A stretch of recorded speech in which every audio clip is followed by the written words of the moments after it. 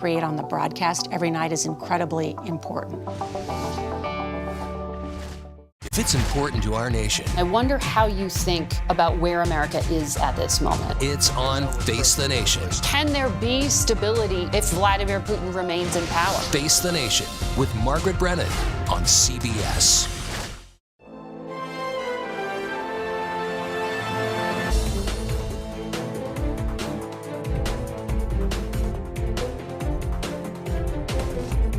The U.S. military shot down yet another unidentified flying object Sunday. And while we have no specific reason to suspect that they were conducting surveillance of any kind, we couldn't rule that out. We have been, I think, as transparent as we can be. Nikki Haley is planning to announce her own run for the White House on February 15th. America is looking for results. They're tired of extreme candidates. They're tired of gridlock. They want somebody to come to the table. And it could be myself, it could be other governors, but it has to be leadership with proven results. Sununu's fantastic. DeSantis, great Hutchinson. record. Asa's a good friend. Welcome to Red and Blue. I'm Weijia Jiang in Washington. Thank you for joining us. We begin with the political fallout from those unidentified objects brought down on the orders of President Biden. Questions mounted this weekend from reporters and from lawmakers on both sides of the aisle. And today, the White House gave out some new information. Members of Congress, including the chairman and the ranking member of the House Intelligence Committee, claim the administration isn't sharing enough about the objects. At the White House press briefing today, NSC spokesperson John Kirby said that lawmakers will receive more briefings this week. Here's what he had to say when asked why President Biden hasn't addressed the nation on these objects. We have been, I think, as transparent as we can be. I won't speak for the president's personal speaking schedule, but I mean, he has been deeply engaged in every one of these decisions. He's been kept informed, including as of this morning, on what's going on with recovery efforts, and he's very much staying on top of the issue. The latest incident took place when the U.S. military downed another of those aerial objects over Lake Huron Sunday. It is the third one taken down over the U.S. and Canada in the span of 3 days. For more on this, Nancy Cordes and Zach Hudak joins us now. Nancy is CBS News' chief White House correspondent, and Zach is the CBS News congressional reporter. Thank you both for joining us. Nancy, I want to start with you because John Kirby took questions for about an hour. You were among the reporters asking those questions. What were your main takeaways today? Well, the main takeaways appear to be that they still really don't know exactly what any of these three objects were. We've gotten vague descriptions of them. One was roughly the size of a car. One was more cylindrically shaped. One was octagonally shaped with some strings hanging off of it. But beyond that, because search teams have not been able to recover the debris from these objects yet, there isn't that much more that U.S. officials can say about what exactly they were. Now, Kirby did say that they were able to determine that they probably didn't have the capability to send communication signals the way that the Chinese spy balloon could a week ago. They probably also didn't have the ability to propel or maneuver themselves the way that the spy balloon could. So essentially, they were drifting on the wind. But beyond that, they really couldn't describe for us what these objects were doing there, how long they had been in the skies, whether there was any nefarious intent here, or whether these were simply old weather balloons. There's just a lot we still don't know. One thing the White House wanted us to know that they repeated a few times was that they don't think this is aliens or extraterrestrial activity, Nancy. If they don't know what these things are, why do they say that with such certainty? And you know, I know you guys really tried. I was watching, and it was pretty painful. But why now? Why shoot these things down now? Is it because these are new objects, or is it because they're just now detecting them? Right. So we did ask about that a number of times. And what John Kirby would say is that over the past year and a half or so, the president has convened a working group to look at these objects that apparently they were aware that they were up there or out there, or they've become aware with sensitivity of radar improving. They could see them, but they still didn't know exactly what they were. He described the fact that you can do a flyby with a reconnaissance plane, but that still doesn't mean that you can determine exactly what this thing is. You can get some pictures, but it can still be difficult to determine what exactly it is and what its purpose is. Apparently, using those pictures, they were somehow able to determine that at the very least, these objects were man-made, which is why they stressed that they were not UFOs. And that may sound like a punchline, and it did get some laughter in the White House briefing room, but this is a genuine question that has come up in news articles among members of the public. What in the world are these things? And so they did feel the need, apparently, to put at least that theory to rest. Well, and it came up over the weekend when there was a press conference, and a top commander said that they weren't ruling that out, that they weren't ruling anything out. So, Zach, it's not just reporters, of course, who have questions. We heard from lawmakers on all the Sunday shows yesterday who had a lot to say about these UFOs. I want to take a listen and then chat with you on the other side. The Biden administration needs to stop briefing Congress through our television sets and actually come and sit down and brief us. What we're seeing here is a number of announcements by the administration without any real information being given to Congress. By the way, I have real concerns about why the administration is not being more forthcoming with everything that it knows. What's gone on the last, 2 weeks or so, 10 days, has been nothing short of craziness. And the military needs to have a plan to not only determine what's out there, but determine the dangers that go with it. So we heard from John Kirby, who said that they were going to get more briefings this week, but it sounds like they want to know why they weren't kept in the loop this entire time, right? That's right, Weija. And these members aren't just concerned about the fact that they're learning things on television. They're learning what the White House knows on television. But they're concerned with something that Nancy was really pointing out there, that the White House, at least as far as they're telling us, there's a lot they don't know. And that's a big concern for members of Congress, particularly those who are connected to the intelligence community.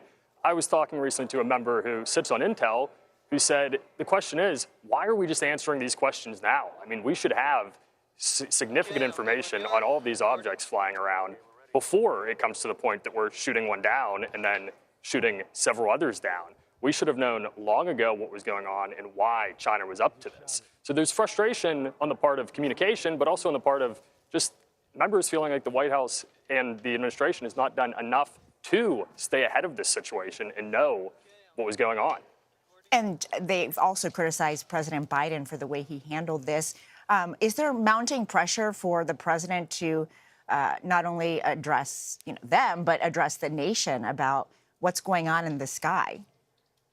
There certainly is, Weija. Tomorrow, there will be a briefing with all members of the Senate on the latest in the situation, and that's very much the result of pressure from Capitol Hill on the White House, members saying we need more information. But I think you're hitting on something that is to come, that members are starting to say, our constituents are worried about this. Our constituents need some reassurance that this country is ahead of this, that we're not going to be spied on, let alone attacked, without us knowing. And that might require Biden to speak directly to the American public and explain the situation and reassure Americans that we are on top of this, we are ahead of China in these espionage areas, and we are not getting caught off guard on these things, or at least in the future, we won't be caught off guard as we seem to be these past couple weeks. And Nancy, based on your conversations with sources in the White House, does it seem like the president is preparing some sort of an address to the nation about, his policy surrounding these objects? They realize that reporters and lawmakers have a high interest in this situation, and that it's really the president himself who's the one who can answer some of these questions, particularly the question about what the new standard is going to be, when he is going to decide to say, yes, pull the trigger, shoot this particular object down? Is it simply any object that is not identified, that is in civilian airspace and commercial jet corridors? Or is he going to be more selective? And if he is going to be more selective, what are his criteria going to be? Those are the kinds of questions that lawmakers are asking. And I've been told that it is likely that we will hear from the president himself on this issue in the next couple of days, though I haven't heard what form that communication is going to take.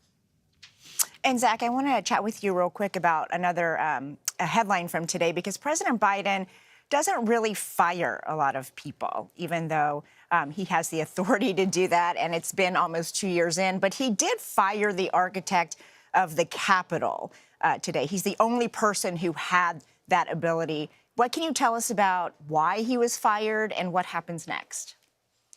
Ouija, there were a couple big reasons. The biggest being the architect of the Capitol is sort of the highest-ranking logistical person in the Capitol. They oversee over 2,000 people. They sit on the Capitol Police Board and therefore oversee the Capitol Police and make decisions on whether extra security is needed. Not only that, they oversee the custodial staff. They oversee changes made in the building. So this is a high-ranking person in the Capitol complex, and Brett Blanton, the architect of the Capitol, was not here on January 6, 2021. He was off-premise running things from his vehicle. So that really irked a number of members, particularly Norma Torres, who described in a hearing with Mr. Blanton last week how she was stuck in the House chamber as most other members were evacuated. And I was actually there watching this play out. Capitol Police, a lot of them up there didn't know what to do. So she was kind of pinning that on Blanton, saying, you weren't there. You were the guy in charge, and you physically weren't here. Now, there were a couple other small pieces that came out in a Inspector General report, including that Blanton had been letting his family, his wife and daughter, use his official vehicle, and he was driving it long distances for vacations. So there were some ethical issues, but also sort of a dereliction of duty, I think, is how a lot of people saw it, as he should have been here physically when the building that he is charged with overseeing was attacked. And Nancy, I know that, we all have balloons and UFOs on the brain, but there are other things that the White House is focusing on. And one thing we haven't heard much about is what's next for the debt ceiling. The last we heard, the president and McCarthy had a meeting. They said those talks would continue. Is there any news on when they might meet up again? Not that I'm aware of. Both sides have kind of gone back to their respective corners to hash this out. The president has been pushing McCarthy to sort of show his cards and say what it is that he'd like to cut, and vice versa. McCarthy wants to hear from the president on what he's willing to cut. The president laid down that gauntlet at the State of the Union address last week. And now we watch to see who blinks first and who comes forward. The next milestone, I suppose, will be in about 3 or 4 weeks or so, when the president has to release his budget, his proposed budget for the next year. And that might be one of the first hints we get about whether he truly is willing to make any spending cuts, and if so, where those cuts would come from. Budget and balloons. I know you both will be tracking those for us. Thank you, Nancy Cordes and Zach Hudak. It seems all but certain that Nikki Haley is going to officially launch her bid for the White House. How will she compete against the likes of former President Trump and others in the party who are making it clear they have the White House on their minds? You're streaming Red and Blue, reporting across the political divide.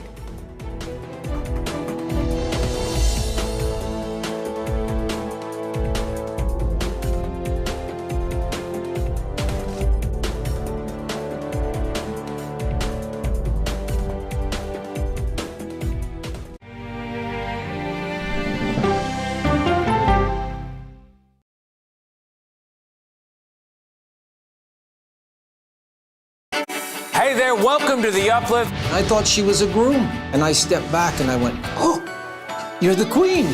She's going to be with me every instant that I'm alive. I just wanted to see if you'd go to Disneyland with me today. I look over at him and he's smiling. I'm going to remember that the rest of my life. They told us when he was going to be born, he was only going to live for 30 minutes. It's really a miracle that he's with us today. The Uplift. Stream now on the free CBS News app. You ready? A generation of kids opens up on CBS Reports. I just want to be like a regular kid.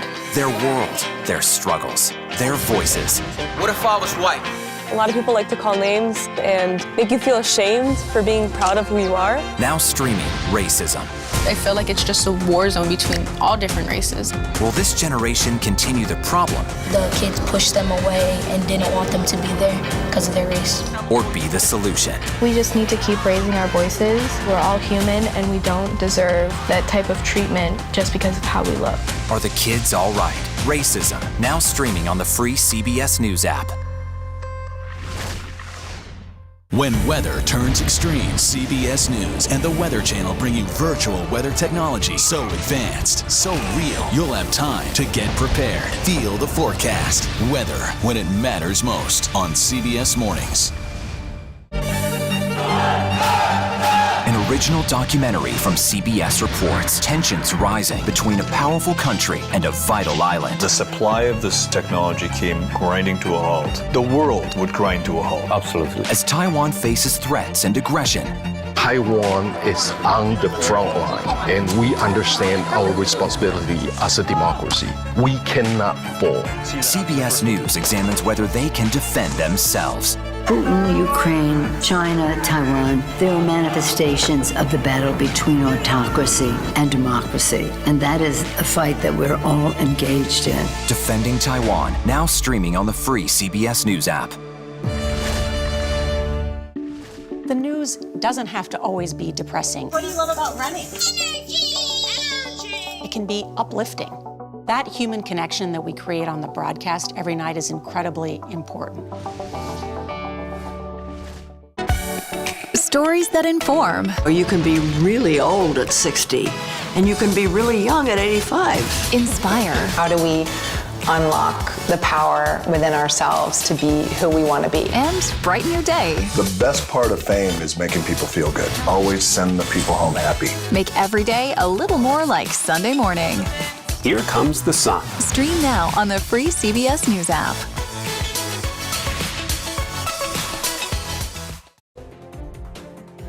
Welcome back to Red and Blue. I'm Weijia Jiang. It appears that in just 2 days' time, former President Donald Trump will have an official opponent for the Republican presidential nomination.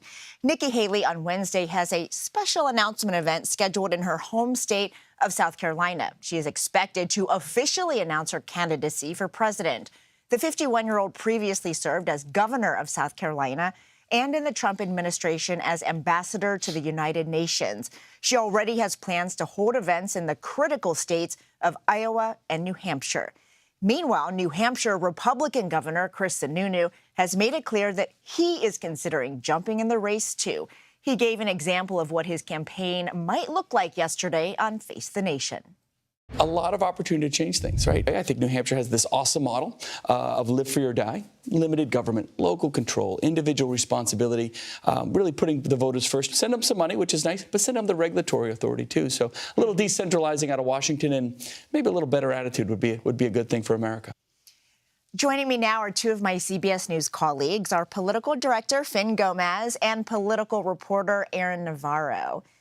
So, Finn, I want to start with you because obviously we covered the Trump administration together. Hello. Yes. And Nikki Haley. Yeah. This is kind of like an on-again, off-again relationship. Right. I mean, back in 2016, she's like, I don't want anything to do with Trump. Marco Rubio. Then she joined his administration. Right. Then she left and said, oh, I'm not going to get in the way if he runs again. And here we are today. So what does she have going for her that could help her compete with Trump and, DeSantis and a long list of others? Well, I think make no mistake. I think Nikki Haley starts off as an underdog here. Clearly, as you mentioned, both Donald Trump and Ron DeSantis are the two names that are dominating the picture right now as it stands. However, there are some people within the Republican Party who believe her experience, the fact that she was the former South Carolina governor, the fact she was the former U.S. ambassador to the UN under Trump, and her experience plus the fact that she is a woman of color in a field that may evolve to be one where she might be the uniquely different than the rest of the potential field, I think it stands out, especially at a time when the Republican Party is waging this culture war, if you will. Her background as both the child of immigrants and as a woman of color has a certain experience that could define her and her candidacy, her likely candidacy, but also, frankly, the fact that she shares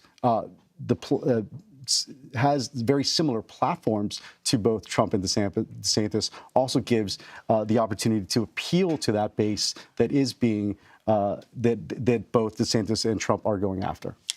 Is that base ready to elect a woman of color? I think that's a great question, and I'm sure that's an obstacle that she has perhaps to overcome in certain of these early voting, early primary states. But the fact of the matter is that the clamor around her and her potential candidacy is a real thing, even though in most polling it shows her in a distant third, fourth, or even fifth. And I think, but the fact of the matter is that a lot of these potential candidates, potential hopefuls, they're almost like political stock. And right now there are those who are investing in that stock behind Nikki Haley. For the fact of the matter is they believe that she may be able to rise. And Aaron, I want to turn to you because Finn was already talking about Ron DeSantis. Everybody's talking about Ron DeSantis when we're talking about 2024, and he has had some pretty significant legislative wins in his state. He also made a name for himself, leading Florida during the pandemic. So I wonder how you think he's going to use that as he launches his own campaign for 2024. Yeah, so this legislative session is just another way for him to add to his conservative resume. On his agenda for March through May, when this session occurs, concealed carry, 6-week abortion ban, some measures related to education, both when it comes to raising teacher pay, as well as what he calls, fighting against the quote-unquote indoctrination in schools. It's a way for him to add to his long list of what he sees as Republican wins, and that gives him more, helpful things to say to voters in Iowa and New Hampshire, and a case to make that he can apply those same policies nationwide, these policies that are very popular with the Republican base. But what this session also does for him is it gives him a little bit of a buffer. So he can consistently say, when asked about 2024, that he's focused on governing in Florida. He's not thinking about 2024, and continue to save money, reach out to donors, while Nikki Haley and anyone else that really gets into this race can start to duke it out with President Trump and maybe weaken him a little bit before DeSantis is expected to get in when this legislative session ends, which is on May 5th. So do you think that he'll announce his run shortly after that? Everything I've heard from people that support him, some advisors in his orbit, suggest that after this legislative session is when he could start to get in. Now, they know it could be fluid. That could be a little bit after that, closer to June. But everything has pointed to at least an exploratory committee of sorts around that May, early summer timeline. And I want to ask you specifically about Disney, because obviously that is like, a crown jewel of the state of Florida, and it creates so many jobs. But DeSantis has gone after Disney, which is rare for a Republican to attack private businesses in general, especially one that brings in so much revenue for his state. So talk to me about, why he has some beef with Disney and how that could impact his candidacy. So this all stems from an education bill called the Stop Woke Act, which deals with the teaching of sexuality when it comes to students from kindergarten through the 3rd grade. This was something he passed in 2021, and he has gone after Disney for what he says is promoting a woke political agenda. And he actually saw somewhat of a win last week in that space when, in a special session, the legislature passed a bill that he's expected to sign that essentially will give him oversight on this special district that Disney is in. So DeSantis may have some more, say in what Disney does, some of the tax exemptions they get. And in regards to how that plays into his potential 2024 campaign, it gives him another point to say that he's more of a populist, that he does not bend to big companies, that he's trying to stop, their quote-unquote woke agendas, what he often says. And that's something that he is on a long list of him in terms of battles he's taken that he can highlight and talk about on a potential 2024 campaign. we've seen DeSantis really lean into the culture wars. We saw during the State of the Union, Arkansas Governor Sarah Huckabee Sanders really do the same thing. But New Hampshire Governor Sununu actually said on Face the Nation that he doesn't think that is effective. He wants to focus on policy. He wants to focus on real issues that he says people care about. Do you think that has a winning chance, Finn, given, where we are right now in the culture wars? It's, a lot of Republicans do want to talk about wokeness and their rejection of it. So do you think Sununu is making the right call here? And what reporting do you have about, the fact that he might jump in for real? I think it's a really serious consideration. He is a popular governor in an early voting state. Obviously, the Granite State, New Hampshire, is one that a lot of Republicans covet for a win, right? And so I think that he does have that as a factor. But the narrative past New Hampshire for Sununu, where is that? Where's the lane past New Hampshire? Can he do well in South Carolina? Can he do well in Florida?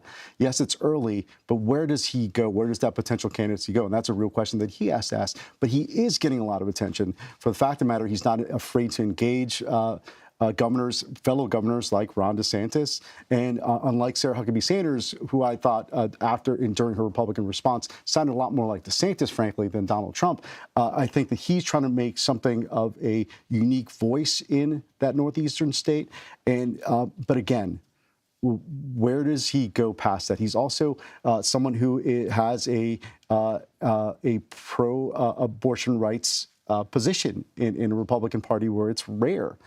So again, he has this lane. There's others in it too. Potentially Larry Hogan from Maryland, Chris Christie, the former New Jersey governor, and someone who supported Trump. There's all these people who might jump in that same lane. Yes, it sounds like it's going to be a very crowded, chaotic field that we look forward to covering. Finn Gomez and Aaron Navarro, thank you both for your time. We should learn more about the Georgia grand jury investigation into former President Trump this week. What can you expect coming up? You're streaming Red and Blue.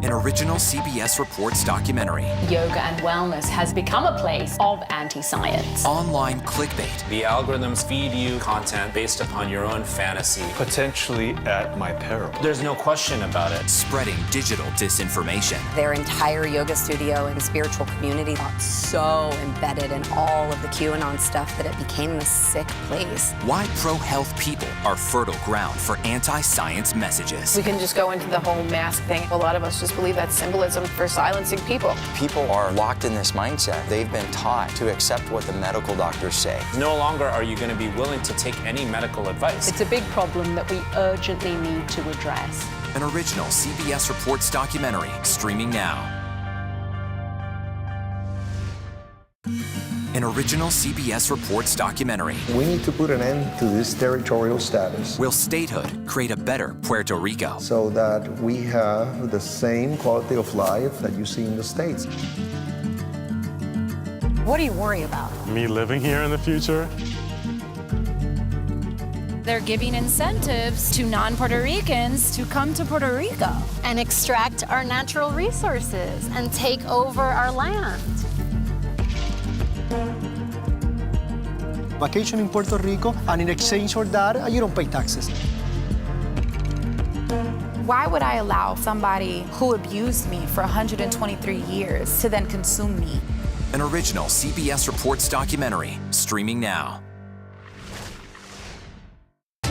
People from every corner of America facing challenges. Everyone is just looking for some type of connection. Just raise your hand and say, hey, I'd like to help. Coming together to find solutions. We are going to do something about it. Their stories are our stories. Welcome to Eye on America. Stream now on the free CBS News app. After decades in the public eye and public service, this mother-daughter duo is now talking about gutsy women. What's the gutsiest thing you've ever done? We go person to person with Secretary Hillary Rodham Clinton and Chelsea Clinton. Now streaming on the free CBS News app. Stories that inform, inspire, and brighten your day. The best part of fame is making people feel good. Make every day a little more like Sunday morning. Here comes the sun. Stream now on the free CBS News app. We are so excited, we just can't hide it. Drew Barrymore. Hi, guys. Mayor Savino. Miss Lopez and Mr. Maluma are Reggie. It's the Fonz. His name is Henry. I know. It's all right. One question. How often do you consume cannabis? CBS Mornings are, well, everything your morning should be. Is this a date or are we just friends? Here we are, your favorite morning people. CBS Mornings, starting at 7. Welcome back to Red and Blue. I'm Weijia Jiang. A Georgia judge has ordered the partial release of a special grand jury's report regarding efforts by former President Trump and his allies to overturn the 2020 election. Fulton County Judge Robert McBurney ruled most of the report will remain under wraps, but ordered the district attorney to unveil 3 sections Thursday. The judge's decision against media organizations, which sought to make the entire report public, will be in place until DA Fannie Willis's investigation is complete. The grand jury could recommend charges against the former president and his allies, but cannot make indictments. That does it for us today. You can stream Red and Blue Monday to Thursday at 5 p.m. Eastern. And a reminder, if you want to watch previous episodes of the program, you can see them anytime on the CBS News website. Just head over to cbsnews.com/red and blue.